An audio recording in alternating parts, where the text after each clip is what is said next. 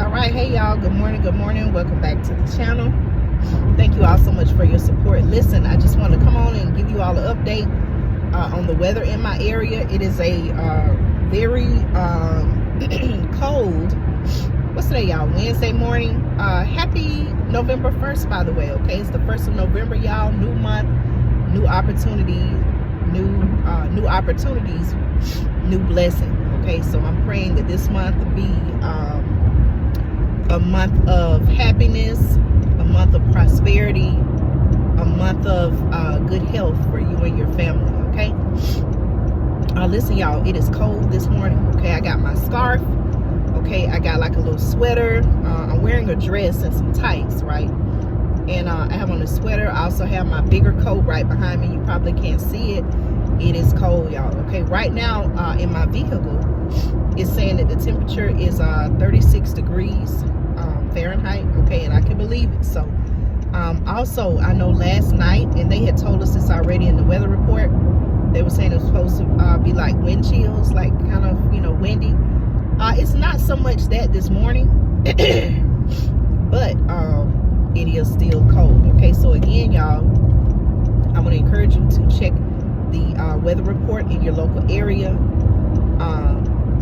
Take precautions. Okay, for example, I made sure that my child had you know, thick enough socks on to wear. Now, I'm the type of mama, I believe in wearing undershirts. Okay, do I have any parents out there that you all agree in this cold weather? You know, not only do you have on a sheet, and she wore a long sleeve shirt today, right? You layer. This is the type of weather where you want to layer your clothing, okay, to protect yourself from, you know, getting sick and things like that. So again, y'all, make sure you check the weather in your local area.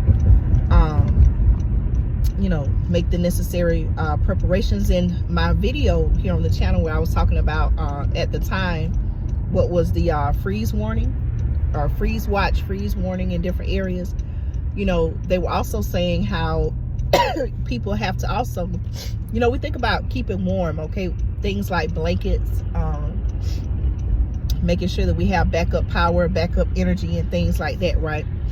But a lot of times people forget about the safety needed in heating their homes. Okay, so make sure that you watch my video. The thumbnail says freeze watch, but make sure you watch that video because I did talk about some safety concerns, things you should and should not do concerning heating your home using things like space heaters and things like that, for example. Okay, also people with pets. Okay, if you have pets that are outside, you may want to think about, okay, what are some ways that you can keep your pet warm, whether it's bringing them inside or making sure, you know, depending on the living situation, some people keep their animals outside, or if you have farm animals, right? What are some things that you need to be doing to make sure that they stay warm now that the weather is changing and it's getting colder? Okay, so again, y'all, check the weather in your local area. Okay, we see a lot of things happening in the world. Listen, y'all, speaking of that, right, I always say at times where it seems like there's one main news story, I have learned to ask the question, well, what else is going on in the world that we need to know about that they're not telling us? Okay, I want to give you a quick update on East Palestine, Ohio. You all know I have covered that. I've talked about East Palestine, Ohio, the train derailment that happened this past February. They had to do a what was it, y'all, like a chemical burn, and it released so many chemicals into the water, into the soil. People had to evacuate their homes. Some people still haven't returned. Some people are there. I don't know if they have anywhere else to go, but there are some people who are wondering, should they remain residents of that local community or should they move to a different area? Okay, well, I want to let you know this, all right?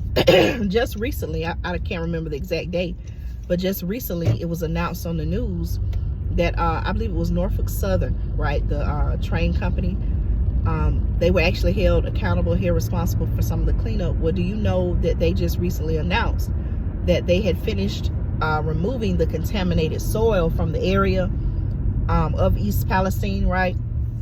Contaminated soil, you know, that the chemicals and the liquids or whatever it is, toxic substances leaked into the soil.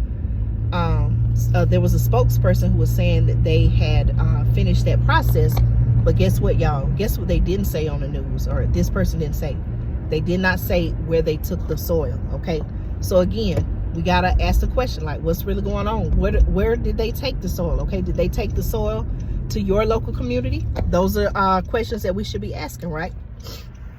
I'm gonna do my research on that, y'all. Where did they take the toxic soil from the East Palestine community? Okay, did they take it to your local community? Okay, where did it go? What are they doing with it? Okay, the reason why we should be concerned about that, especially for those of you who, let's say, for example, you may not have good soil in your area, or you want to add to your soil.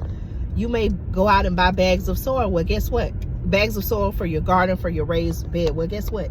You don't want to use soil from a contaminated area, right? We don't want to grow vegetables and things like that in contaminated soil. Okay, all right, y'all, just a few thoughts I wanted to give you.